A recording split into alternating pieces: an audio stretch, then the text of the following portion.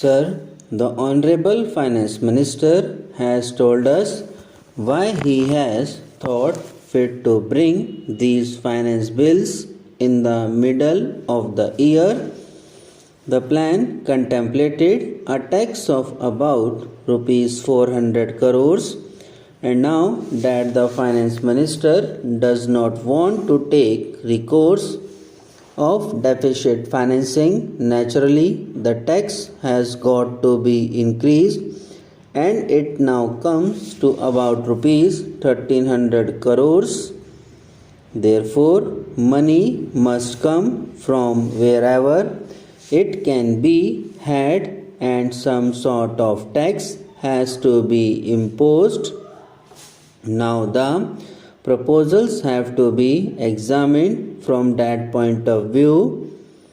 Some people have acclaimed the proposals as very necessary and well considered, while others have found ground for criticizing them. Whatever may be the taxation measures, if they are applied properly and with sympathy, even measures which are not liked can be made to be appreciated and less objected to. I have no doubt, as the Finance Minister himself said, that he will see that the measures are sympathetically administered, and if that is done, most of the objections that might be and have been put forward to the proposals would be removed. As you may remember, when the 5-year plan was discussed in this house and in the other house, some of the members felt that perhaps a very optimistic view might have been taken of the resources that may be available for carrying out the 5-year plan. Even now, people feel that the plan has got to be implemented, and a lot depends on the implementation of the plan.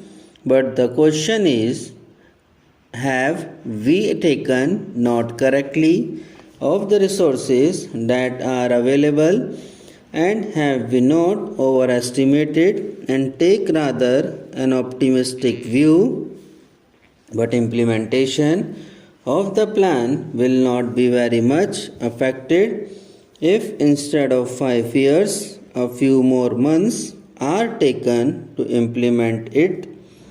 What I mean to say is, if the resources are not sufficient to say carry out the plan in 5 years, there is no harm in harmonizing, increasing the period by a few months so that there may not be a very heavy strain on our resources, and so that things may not go wrong on account of the heavy strain that may be put thereon.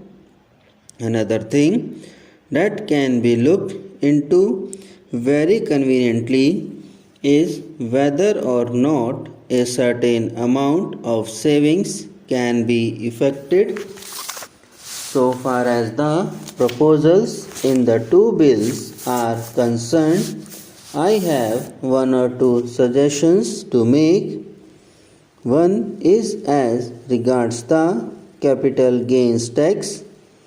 Most of the exemptions that were in the previous act have been removed, but I feel that so far as capital gains in respect of compulsory acquisition by government is concerned, that should still continue to be exempted. When a person sells his capital asset and makes a gain, which is called unearned profit, he may be taxed, and perhaps he will have no justification in raising any objection. But when a property is acquired which he does not want to sell, but which is required under compulsion at the instance of the government for the use of the government in the case of such a compulsory acquisition, there is no real justification for making the man pay capital gains tax also, especially when he never wanted to part with his property, and in fact he objected thereto, but had to part with it because the authorities wanted him to do that. That is one small suggestion so far as capital gains tax is concerned, and I think in a case where compulsory acquisition takes place, it is for the government to consider whether or not they will think of giving relief to the unfortunate person who may have to part with his property in spite of himself.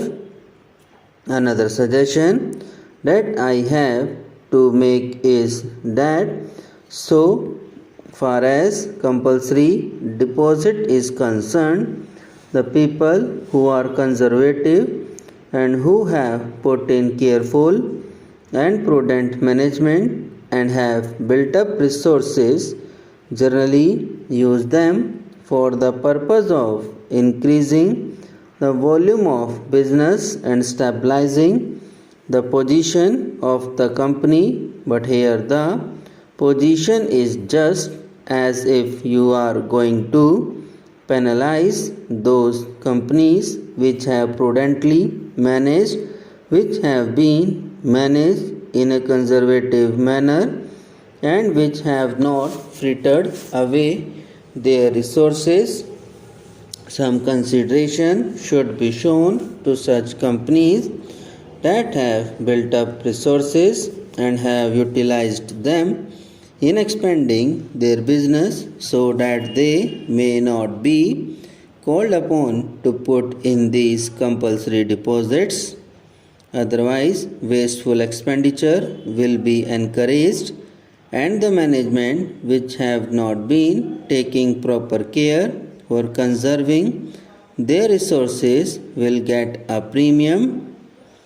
Then my friend said that equity shares had increased in value to the extent of 150 times depending on the number of years. Here the dividend that is going to be taxed is on the basis of the paid up capital, which does not take into account the reserves built up over a number of years. Subscribe now and press the bell icon. Never miss an update.